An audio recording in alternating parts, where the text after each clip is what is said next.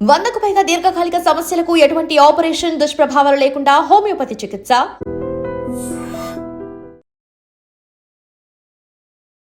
నమస్తే, welcome to I dream inside politics with కవిత.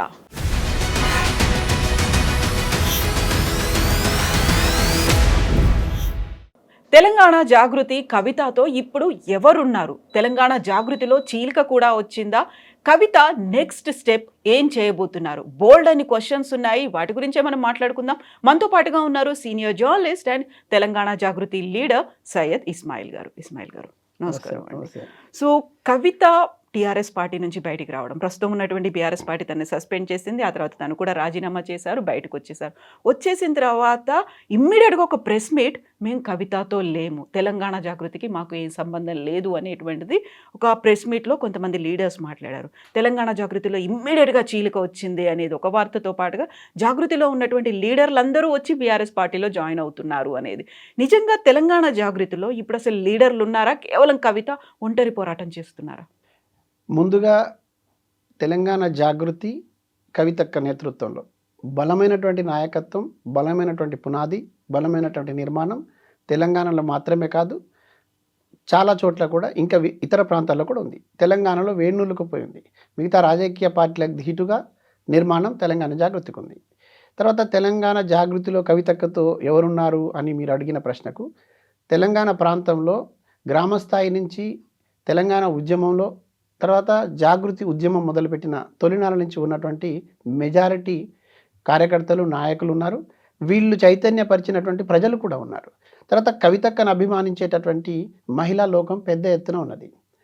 వీటన్నిటికీ తోడు రాజకీయంగా ఒక శక్తివంతంగా ఎదిగినటువంటి ఈ తెలంగాణ ఉద్యమ సమయంలో తెలంగాణ రాష్ట్ర సమితి ఎట్లా అయితే బలంగా నాయకత్వాన్ని పెంపొందించుకుంటూ వచ్చిందో, తెలంగాణ జాగృతి కూడా అట్లా పెంపొందించుకుంటూ వచ్చింది. ఆ జాగృతి నాయకత్వం బలంగానే ఉంది. జాగృతి ద్వారా రాజకీయాల్లోకి వచ్చిన రాజకీయ శక్తులుగా మారినటువంటి వాళ్ళు అన్ని చోట్ల చాలా బలంగా ఉన్నారు. వాళ్ళంతా కవితక్క వెంటే ఉన్నారు, కవితక్క వెంట నడుస్తారు. ఇంకా కొంతమంది ఇప్పుడు మాట్లాడుతున్నారు, ఎవరున్నారు అక్కడ ఎవరు లేరని మాట్లాడుతున్న వాళ్ళకు నాకు తెలిసి కొంత సమయంలో ఖచ్చితంగా వాళ్ళకి శక్తివంతమైనటువంటి సమూహము ఈ పూర్తిగా కనపడే అవకాశం ఉంటుంది. నేను చెప్పడం కంటే చూడడం మంచిది అనేది తినే ముందు రుచులు ఎందుకు అన్నట్టుగా నేను చెప్పదలుచుకున్నాను. రెండవది అత్యంత బాధాకరం, విషాదకరమైన విషయం ఏమిటంటే, జాగృతిలో చీలిక వచ్చిందని పచ్చి బూటకాలు, పచ్చి అబద్ధాలు మాట్లాడుతున్న వాళ్ళకి, పచ్చి అబద్ధాలు ప్రచారం చేస్తున్న వాళ్ళకి నేను సూటిగా ఒక విషయం చెప్పదలుచుకున్నాను. జాగృతి సంస్థ సంబంధించిన కార్యకలాపాల్లో ఉండి, జాగృతి సంస్థ ద్వారా, జాగృతి సమూహం ద్వారా, వ్యక్తిగతంగా కవితక్క ద్వారా లబ్ధి పొందినటువంటి కొంతమంది, నేను నా స్థాయి కూడా కాదు, వాళ్ళ పేర్లు ఎత్తేటటువంటిది నా స్థాయికి తగరు, వాళ్ళు ఆ పేర్లు నేను ఎత్తను. వాళ్ళు ఏ రకమైన లబ్ధి పొందారనేది కార్యకర్తలకు, నాయకులకు, కవితక్క మనసుకు, మరీ ముఖ్యంగా మాట్లాడిన వాళ్ళ కుటుంబ సభ్యులకు, వాళ్ళ పుట్టిన పిల్లలకు కూడా తెలుసు. వాళ్ళని అడిగితే చెప్తారు వాళ్ళు ఏ రకమైన లబ్ధి పొందారు, ఏ రకమైన సంతోషాలు పొందారు కవితక్క దగ్గర. జాగృతి చీలికని మాట్లాడడం అనేది ఎంత అబద్ధం అంటే, ఎంత బూటకం అంటే, అసలు కవితక్క ఎప్పుడైతే ఈ నిరసన తెలియజేసేటటువంటి ప్రయత్నంలో కానివ్వండి, ఆమె ప్రశ్నలు సంధించేటటువంటి సందర్భంలో కానివ్వండి, వీళ్ళు అప్పటి నుంచే దూరంగా ఉంటున్నారు వీళ్ళు. రెండవది, కవితక్క జాగృతి సంస్థకు సంబంధించినటువంటి కమిటీని రద్దు చేశారు. రద్దు చేసిన తర్వాత అక్కడ ఎవరు ఉండడానికి లేదు, ఒక్క కవితక్క మాత్రమే ఉంటారు. ఇంకా తర్వాత జాగృతిలో ఎవరు ఉండడానికి లేదు. కానీ జాగృతిలో ఎవరుంటారంటే, మానసికంగా కవితక్కకు దగ్గరగా ఉన్నవాళ్ళు, నికార్సుగా తెలంగాణ ఉద్యమంలో పాలు పంచుకున్న వాళ్ళు, కవితక్క నిర్మాణం చేసినటువంటి బలమైన నిర్మాణం ఏదైతే ఉందో అది కవితక్కతో ఉంటుంది. కానీ ఆ కమిటీని రద్దు చేసిన తర్వాత నాయకులు, కార్యకర్తలు అనేటువంటి హోదాలకు సంబంధించిన వాళ్ళు ఉండరు. వాళ్ళు అసలు సంబంధమే లేదు. రెండవది, లేఖ రాసిన నాటికి కవితక్కతో లేరు, లేఖ రాసిన తర్వాత ప్రశ్నలు సంధించినప్పుడు కవితక్కతో లేరు, తర్వాత ఆమె అమెరికాకు వెళ్ళొచ్చిన తర్వాత కవితక్కతో లేరు, ప్రశ్నలు ఆ సంఘటన జరిగి సస్పెన్షన్ గురి చేసినప్పుడు కవితక్కతో లేరు. కవితక్క ప్రెస్ మీట్ పెట్టి చెప్పిన తర్వాత కొంతమంది వాళ్ళ వెనకాల ఉండి నడిపించిన వాళ్ళు మాట్లాడమంటే చీలికంటే, మీరు అసలు కవితక్కతో ఉంటే కదా చీలిక అనేది సంబంధించింది. తర్వాత జాగృతిలో మీ ఇప్పుడు ప్రస్తుతం ఉన్నటువంటి నిర్మాణంలో కానీ, ప్రస్తుతం వేసిన కమిటీలో మీరు ఉన్నారా? ఎక్కడన్నా కమిటీలో ఉన్నారా? కొత్తగా ప్రకటించిన కమిటీలో వాళ్ళకి ఏదైనా హోదాలు ప్రకటించిందా? ఒకవేళ ప్రకటిస్తే ఆ కమిటీలో ఉంటే, ఆ కమిటీ నుంచి వెళ్తే వాళ్ళు అందులో నుంచి మేము చీలికను అనొచ్చు. రెండవది, వ్యక్తిగతంగా లబ్ధి పొంది కార్పొరేషన్ల స్థాయిలో, జడ్పీటీసీల స్థాయిలో, సర్పంచ్ స్థాయిలో, తర్వాత వేరే వేరే రాజకీయాలకు సంబంధించిన నాయకుల దగ్గరికి వెళ్ళి లబ్ధి పొందిన వాళ్ళు ఇవాళ అట్లా మాట్లాడడం అనేది బాధాకరమని అప్పుడు వాళ్ళతో కలిసి పనిచేసిన కొంతమంది మిత్రులు మాట్లాడుతూ ఉంటే నేను చూసినాను. చాలా బాధేసింది వాళ్ళు చెప్పే విషయాలు. వాళ్ళు చెప్తేనే మాకు కూడా తెలుసు నిజానికి చెప్పాలని. కొంతమంది వ్యక్తిగతంగా పరిచయం ఉన్నా కూడా అంతర్గతంగా ఇక్కడ ఎట్లాంటి లబ్ధి పొందారనేది మాకు తెలిసే అవకాశం లేదు. కానీ ఇప్పుడు మొన్న ప్రెస్ మీట్ వాళ్ళు పెట్టిన తర్వాత నిజమైన నికార్సైన జాగృతివాదులు కూర్చొని మాట్లాడినప్పుడు చాలా విషయాలు చెప్పారు. ప్రజలు అర్థం చేసుకోరా వీటిని? ప్రజలు కనీసం ఆలోచించరా?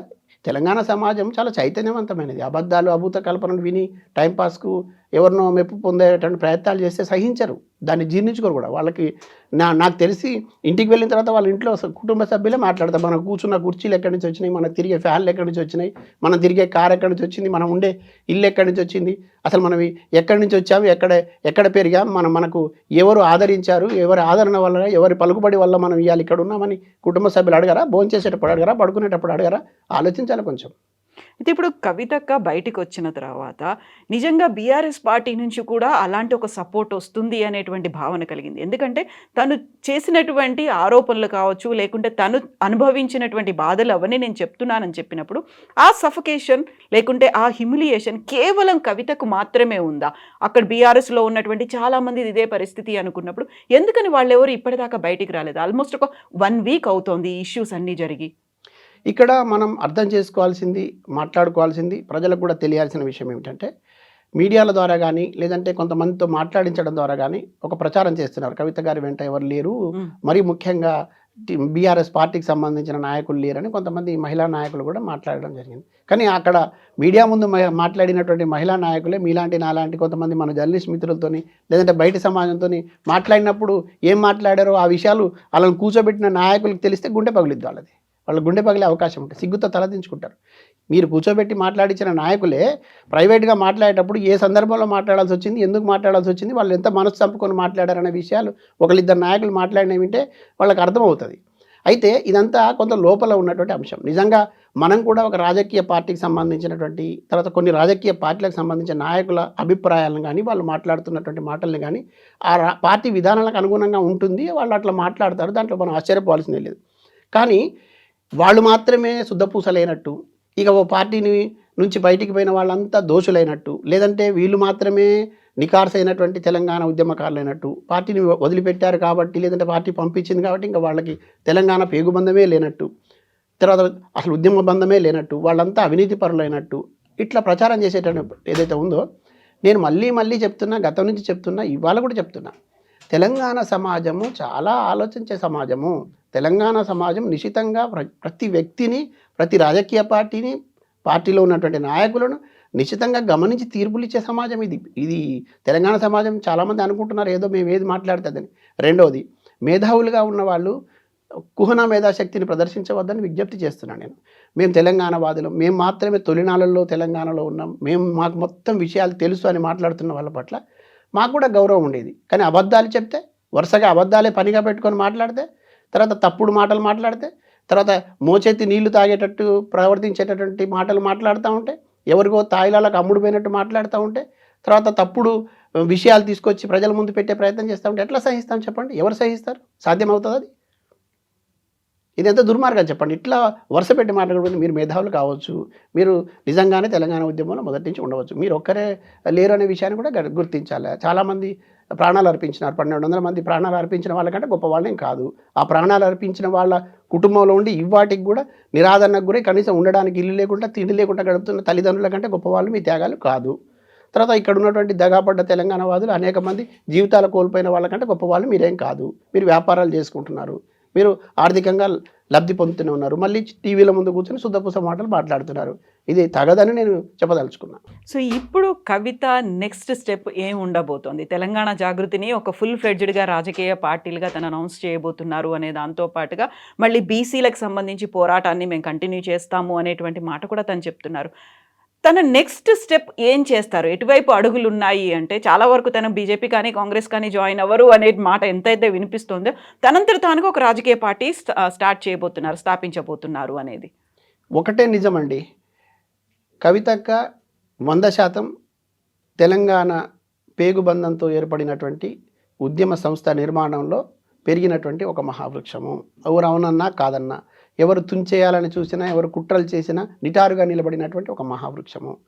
ఆలోచనల పరంగా కానీ, చైతన్య పరంగా కానీ, తర్వాత పోరాట పటిమ విషయంలో కానీ, లేదంటే ఇంకా గట్టిగా చెప్పాలనుకుంటే ఇక్కడ వారసత్వ నిలపడం విషయంలో కానివ్వండి, నిజమైనటువంటి తెలంగాణ వారసుల నాయకత్వాన్ని ముందుకు తీసుకుపోవడంలో కానీ కవితక్క ఎక్కడ కూడా కొంచెం అటు ఇటుగా ఆలోచించే అవకాశమే లేదు. ఆమె నికార్సైన తెలంగాణ బిడ్డ, పోరు బిడ్డ.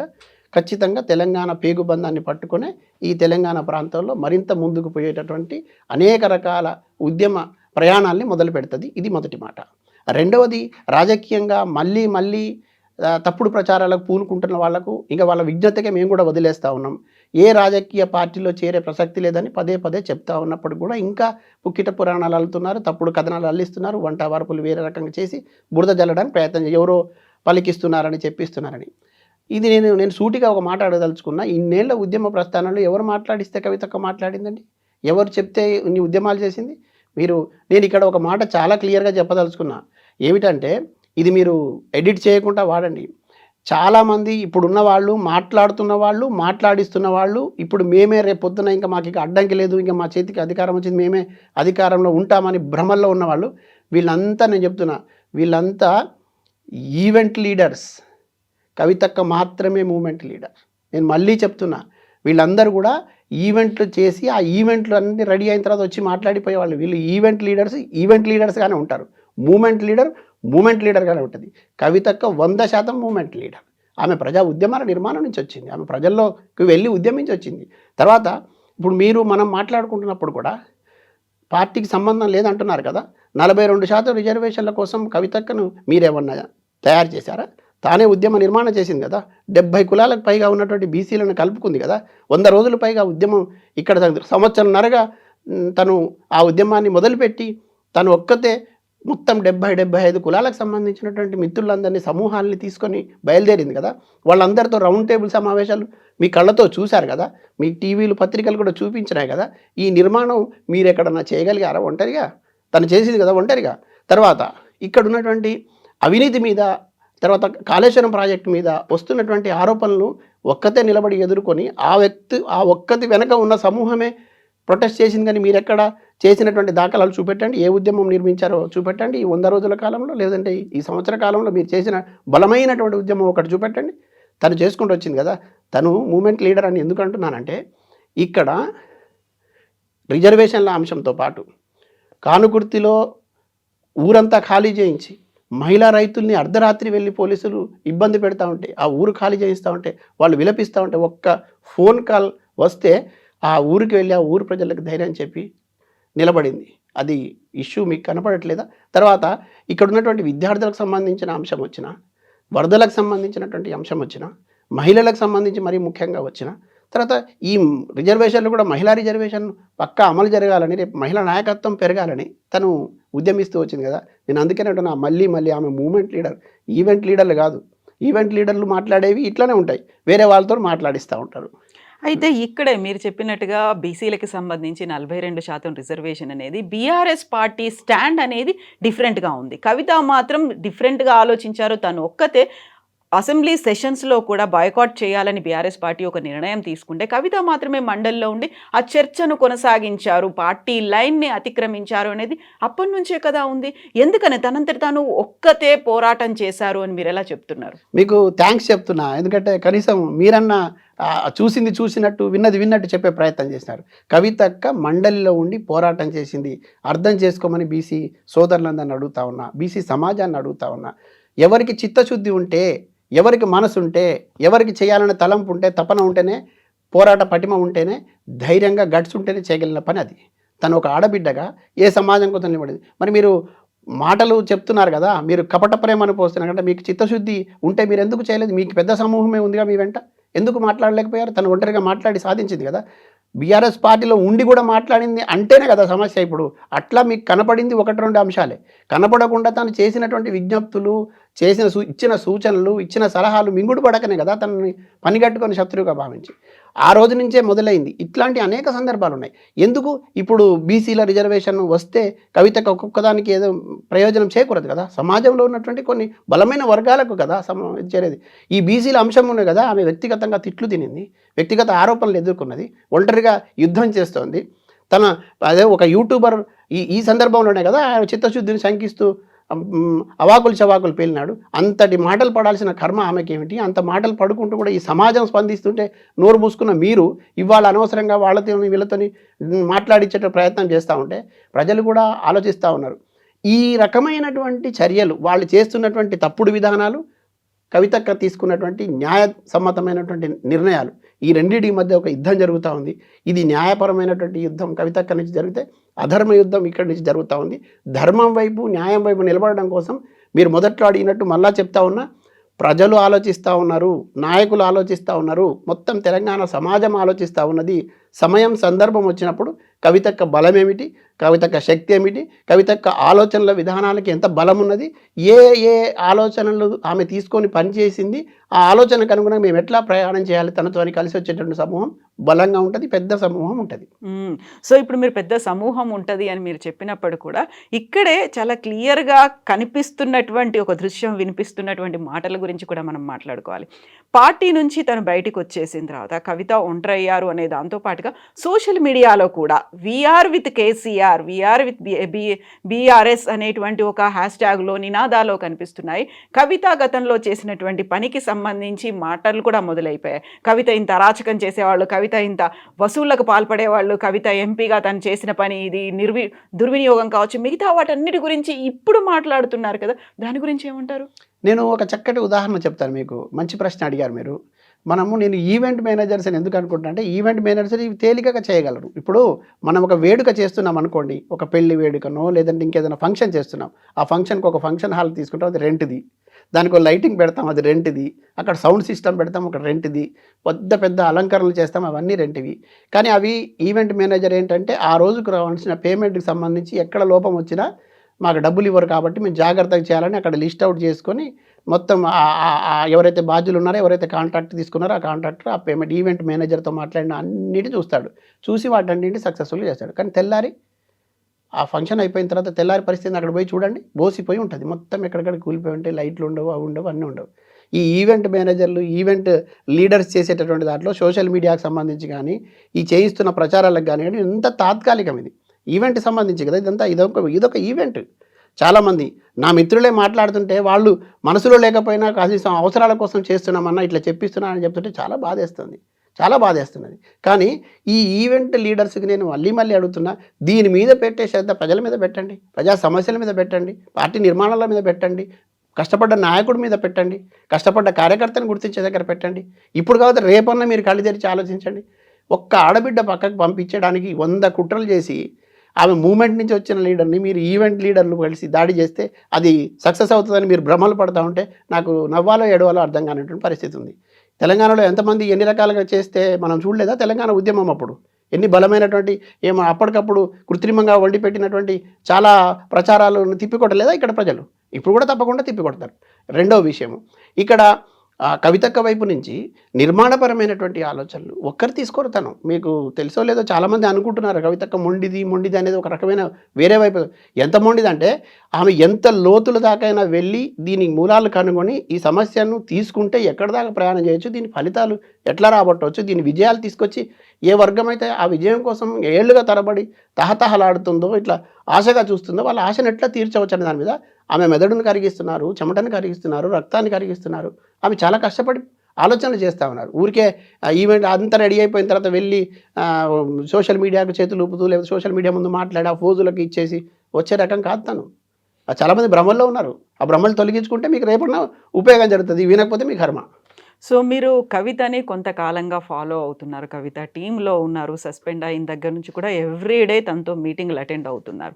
ఈ మధ్యన కవితకి సంబంధించి తన పర్సనల్ ఇష్యూస్ మీద కూడా మాట్లాడుతున్నారు, వ్యక్తిగతమైనటువంటి అంశాల గురించి కూడా వాట్ వాస్ హర్ రియాక్షన్? తన దగ్గర నుంచి వచ్చినటువంటి రియాక్షన్స్ ఎలా ఉన్నాయి అసలు?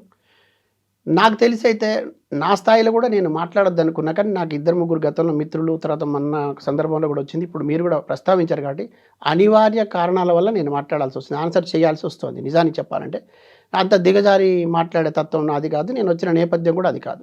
కవితక్క దగ్గర నుంచి వస్తున్నటువంటి ఒకటే మాట ఏమిటంటే, మనం మొదటి రోజు ఇక్కడ తెలంగాణ ఉద్యమంలో నేను వచ్చిన రోజు ఎట్లా ఉన్నానో ఈరోజు కూడా అంతే ఉన్నాను.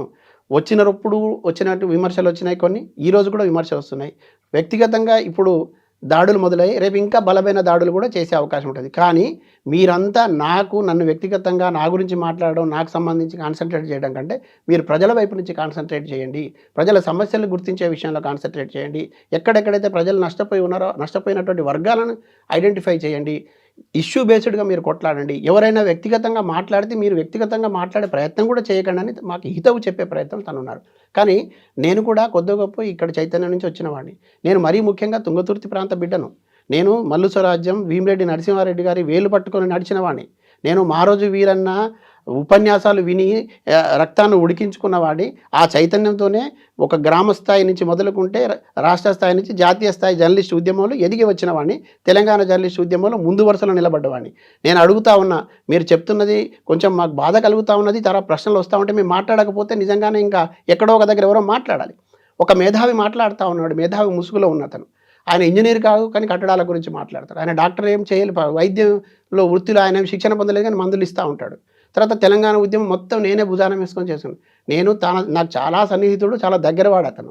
నేను చాలా గౌరవించాను. కానీ గడిచిన నెల రోజులుగా ఆయన మాట్లాడుతున్న మాటలు విన్న తర్వాత ఇతనితోన మనం కలిసి ప్రయాణం చేసింది కొంతకాలమైన అనే హేహభావం నాకు కలుగుతూ ఉన్నది. వెరీ క్లియర్, ఎంత దూరమైనా వెళ్ళనివ్వండి. రెండవది, ఒక ఆడబిడ్డకు సంబంధించినటువంటి రాజకీయంగా ఎదుర్కోగలిగితే ఎదుర్కోండి, విధానపరమైనటువంటి విధానాలు మీ దగ్గర ఎన్ని అస్త్రాలు ఉన్నాయో తీసి సంధించండి, మాకేం అభ్యంతరం లేదు. ఆమె నిజంగానే అవినీతి గురించి మాట్లాడుతుంటే మీ దగ్గర ఆధారాలు ఉంటే అవినీతి గురించి మాట్లాడండి. రాజకీయంగా ఎదుర్కోవడానికి ప్రయత్నం చేయండి. వ్యక్తిగత జీవితాలకు వెళ్తారు మీరు. వ్యక్తిగత జీవితాలకు వెళ్ళి ఏ ఇంట్లో ఎవరి వ్యక్తిగత జీవితాలకు సంబంధించిన అంశాలు ఉంటే మాట్లాడవచ్చా? ఒకవేళ తను చేసిన నేరం ఏంది, తను చేసిన తప్పేంది, దానికి తెలంగాణ సమాజానికి కానీ సమూహానికి కానీ ఇప్పుడున్న రాజకీయాలకు కానీ సంబంధం ఏమిటి? ఒక ఛానల్లో కూర్చొని ఇష్టం వచ్చినట్టు మాట్లాడి తన వ్యక్తిగత జీవితం మాట్లాడుకుంటూ తన పెళ్లి గురించి మాట్లాడతాడు. అది ఎంత దిగజారుడు మాటలు మాట్లాడుతున్నాడు అతను, ఎంత దిగజారు మాట్లాడుతున్నాడు. అది సహించవచ్చా? అసలు అట్లా మాట్లాడవచ్చా? అది అట్లా మాట్లాడించిన వాళ్ళు కానీ మాట్లాడుతున్న వాళ్ళు కానీ ఒకసారి ఆత్మవిమర్శ చేసుకోవాలి. ఇది ఎంత కుసంస్కారం అనిపిస్తుంది. అది ఎంత కుంచిత బుద్ధితో, ఎంత కక్ష సాధింపు, ఎంత మనసులో విషం పెట్టుకొని మాట్లాడుతున్నట్టుగా లేదా? ఇది తెలంగాణ సమాజానికి అవసరమా? తర్వాత ఆ ఛానల్లో కూడా ఒక ఛానల్లో మాట్లాడుతున్నప్పుడు ఒక ఫోటో వేస్తారు. వాళ్ళ పిల్లలు పెళ్ళిళ్ళకి వచ్చారు, వీళ్ళ పిల్లలు పెళ్ళిళ్ళకి వచ్చారండి. అసలు ఎప్పుడో జరిగిపోయినటువంటి ఒక ఘటన. రెండోది, దానికి సంబంధించి వ్యక్తిగతమైనటువంటి అంశాలు అవి. అట్లా మాట్లాడవచ్చా? ఒకవేళ మాట్లాడితే ఏం నువ్వు చూసావా అక్కడ కూర్చొని? నీకు అప్పుడు సంబంధం ఉందా? నీకు ఎవరు చెప్తే చేయిస్తున్నామని తెలియట్లేదా? ఇట్లా మాట్లాడితే కనుక నేను కూడా చెప్తున్నా, మా రోజు వీరన్న మరణం వెనక ఎవరున్నారనే వార్తలు చాలా వచ్చినాయి. మేము చాలా వాటిని చూసి ఉన్నాము, అవసరమైతే రిపోర్ట్ కూడా చేసి ఉన్నాం. మరి మాట్లాడాలా? వాటిని తీయాలా? మా రోజు వీరన్న లాంటి ఒక మహోన్నత వ్యక్తి మరణం వెనుక ఉన్న కుట్రల్లో ఎవరున్నారనే విషయాలు తెలుస్తూ ఉన్నాయి. ఆ విషయాలు మాట్లాడితే తలకాయ ఎక్కడ పెట్టుకుంటారు? రెండవది, నేనైతే చాలా స్పష్టంగా చెప్పదలుచుకున్నా, కవితక్క వ్యక్తిగత విషయాలు మాట్లాడినా, లేదు కవితక్కను కించపరచడానికి ఇంకా మీరు ఎమోషనల్ బ్లాక్మెయిలింగ్ విషయాలు మాట్లాడినా నేను ఊరుకుంటే ఊరుకోవచ్చు, కవితక్క ఊరుకుంటే ఊరుకోవచ్చు, కానీ సమాజం ఊరుకోదు. అది ఒళ్ళు దగ్గర పెట్టుకొని మాట్లాడారు ఒకటి. రెండవది, అసలు వ్యక్తిగత విషయాల దాకా వెళ్ళి ఎమోషనల్ బ్లాక్ చాలా విషయాలు చెప్పాడు. ఒకటి ఏమంటే బండ కేసు కొడతారట. ఎవడువా నువ్వు? ఆఫ్టర్ ఆల్ వందల మంది తెలంగాణ ఉద్యమకారులు నువ్వు ఒకడివి. ఏమి నేను కదా ఉద్యమకారుని? రెండవది, జయశంకర్ సార్ని నేనే తీసుకొచ్చి పరిచయం చేశానని ఒకసారి మీ ఛానల్లో చెప్తారు. జయశంకర్ సార్ అమెరికాలో ఉండి ఫోన్ చేస్తే నన్ను వెళ్ళవయా కలవమన్నారని ఒకసారి చెప్తారు. తర్వాత నేను వెళ్ళి కలిశాను, నేను చెప్పిన తర్వాత ఆమె వినే అవకాశం. ఎవరు నువ్వెవరు? నీకేం సంబంధం? పార్టీకి సంబంధం నువ్వే అంటావు. మొన్నటిదాకా పార్టీకి సంబంధించి కేసీఆర్ని తిట్టినావు, హరీష్ రావుని తిట్టినావు, కేటీఆర్ని తిట్టినావు, మళ్ళీ ఇప్పుడు కవితక్క వెంట పడ్డావు. ఎందుకు? నీ ఉద్దేశం ఏందనేది అర్థం కావట్లేదా? అర్థం కాదా ప్రజలకి? నేనైతే చెప్తాను, నాకు ఉద్యమకారుడిగా, తర్వాత కొద్దో గొప్ప సోయున్నవాడిగా నేను చాలా విజ్ఞతతో మాట్లాడే ప్రయత్నం చేస్తూ ఉన్నా. ఇది మంచిది కాదు. ఇటువంటి మాటలు మాట్లాడితే సమాజం నుంచి వచ్చేటటువంటి వ్యతిరేకతను అది ఏ రకమైన పద్ధతిలో వచ్చినా ఎదుర్కోవాల్సి ఉంటుంది. దాంట్లో ఎవరు మినహాయింపు కాదు, నేనైనా మీరైనా. సో ఇప్పుడు కవితకి సంబంధించి రాజకీయ పార్టీకి సంబంధించిన ఒక ప్రకటన అనేది 2 రోజుల పాటు నేను కొంచెం రెస్ట్ తీసుకుంటాను, ఆ తర్వాత ఒక ప్రకటన అనేది ఉంటుంది. అది కూడా కార్యకర్తలతో, నాయకులతో చర్చించిన తర్వాతే అనేది. ఈ చర్చలు ఎంతకాలం ఉంటాయి? ప్రకటన ఎప్పుడొస్తుందంటారు? ఇప్పుడు రాజకీయ పార్టీకి సంబంధించి కానీ, రాజకీయ పరమైనటువంటి నిర్ణయాలకు సంబంధించి కానీ ఇప్పుడైతే చర్చ లేదండి. ఒక చర్చ ఉంది, ప్రజల సమస్యల మీద చర్చ ఉంది. ప్రజలలో కూడా ఏ మెజారిటీ వర్గం ఎదుర్కొంటున్నటువంటి సమస్యల మీద చర్చ ఉన్నది. తర్వాత ఈ 42% రిజర్వేషన్లకు సంబంధించిన అంశం కానీ, మహిళా రిజర్వేషన్లకు సంబంధించి కానీ, రేపు రానున్న స్థానిక సంస్థల్లో మా వాటా తేల్చండి అని కోరుకునేటటువంటి మెజారిటీ వర్గాల సమస్య పట్టుకొని ఉన్నాం. దాని మీద చర్చ ఉంది. దీనితో పాటు మీరు మరీ అడుగుతున్నటువంటి ప్రశ్నకు నేను మళ్ళీ చాలా క్లారిటీగా చెప్తున్నా. ఈ తెలంగాణ ఉద్యమ సమయంలో ఈ ఆకాంక్ష, బలమైనటువంటి ఆకాంక్ష ఉన్నప్పటికీ కూడా ఆ ఆకాంక్ష వెలిబుచ్చడానికి ఒక వేదిక లేదు. ఈ సందర్భం లోపల ఆ వేదికలు ఏర్పాటు చేస్తున్న వాళ్ళు నాట్ ఓన్లీ టీఆర్ఎస్ మాత్రమే కాదండి, అంతకుముందు కూడా చాలా వేదికలు ఉన్నాయి. తెలంగాణ జనసభ ఉంది, తర్వాత వరంగల్లో పెట్టినటువంటి అందరం మహాసభ ఉంది, తర్వాత తెలంగాణ విమోచన సమితి ఉంది, తెలంగాణకు సంబంధించిన మన బెల్లి లలిత దగ్గర మొదలైనటువంటి ఉద్యమం ఉంది, గద్దరన్న మొదలుపెట్టిన ఉద్యమం ఉంది, కేశవరావు జాదవ్ మొదలుపెట్టిన ఉద్యమం ఉంది, తర్వాత మన కొండా లక్ష్మణ్ బాపూజీ గారు మాట్లాడింది, ఇంకా సత్యనారాయణ గారిని ఒక ఎమ్మెల్యే మంత్రి పదవికి రాజీనామా చేసినట్టు వీళ్ళందరూ కూడా ప్రజల మధ్యలోకి వెళ్ళి ఒక కరపత్రం రూపంలోనో, ఒక రౌండ్ టేబుల్ సమావేశం లాగానో, లేకపోతే ఒక ఊళ్ళో ఒక చావడి దగ్గర కూర్చొని మాట్లాడుకోవడం, ఇట్లాంటి అభిప్రాయాలు తీసుకునే సందర్భాలు వచ్చినాయండి. టీఆర్ఎస్ పార్టీ కంటే ముందు ఉన్నటువంటి తెలంగాణ రాష్ట్ర సమితి అనే ఒక ఉద్యమ సంస్థ కూడా మేధావులతోని, విద్యార్థులతోని, యువకులతోని, ఇక్కడ ఉన్నటువంటి సప్పండ వర్గాల్లో ఉన్నటువంటి వాళ్ళతో అభిప్రాయాలు తీసుకున్న తర్వాతనే దాని నిర్మాణం జరిగింది. తర్వాత అదే పంధాలో ఇప్పుడున్న పరిస్థితిలో వాళ్ళని కాపీ కొట్టడం కాదు, ఇక్కడున్న స్వభావం అటువంటిది, ఒక చైతన్యం ఉన్నటువంటి సమాజం ఇది. అత్యంత అద్భుతమైన ఆలోచనలు చేయగలిగిన సమాజం గ్రామాల్లో ఉంది. అత్యంత విలువైనటువంటి సూచనలు ఇచ్చేటటువంటి సమాజం తెలంగాణలో ఉంది. విద్యార్థులను, యువకులను, మహిళలను, తర్వాత బీసీలను, ఇక్కడ ఉన్నటువంటి సప్పండ వర్గాలకు సంబంధించిన ఆలోచనలతో పాటు మేధావి వర్గంతో కూడా మాట్లాడతాం. తర్వాత అనేక మేధోమదనాలు జరుగుతాయి. ఈ మేధోమదనాలు ఎటువైపు ప్రయాణం చేయమంటే, ఏ నిర్ణయం తీసుకోమంటే ఆ నిర్ణయం వైపు వెళ్ళడం మాత్రం పక్కా ఖాయం. ఇందులో ఏమి అనుమానం లేదు. కానీ రాజకీయ పార్టీ పెట్టినట్టు, ముందే రాజకీయ పార్టీ అయినట్టు, ఒక జెండా అయిందని, తర్వాత దానికి ఒక ఎజెండా అయిందని, అన్నీ ఈ అభూత కల్పనలు, అబద్ధ ప్రచారాలు జరుగుతున్నాయి.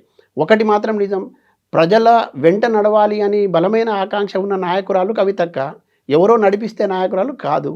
కానీ ఇక్కడ సమూహం అంతా కలిసి ఒక శక్తివంతమైనటువంటి సమూహంగా ఏర్పడి ఆ సమూహానికి నాయకత్వం వహించేటటువంటి విషయంలో తనకిచ్చినటువంటి బాధ్యతను మాత్రం ఖచ్చితంగా నెరవేరుస్తుంది. ఆ నమ్మకం మాకుంది.